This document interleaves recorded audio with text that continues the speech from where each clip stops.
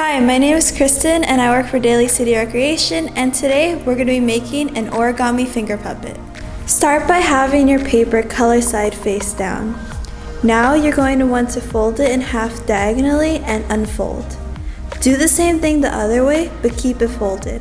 Have your origami placed like this and fold the right corner down to the bottom center point. Do the same to the left corner. Next, fold the right flap up at an angle and do the same thing to the other flap.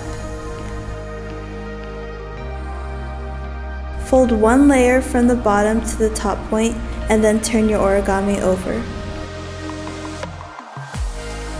Fold the left to right corners in and fold the bottom to the top point. Now fold all layers of the top point down, turn your origami over, and decorate it with a face to complete your finger puppet. So I hope you enjoyed this craft, and I'll see you next time!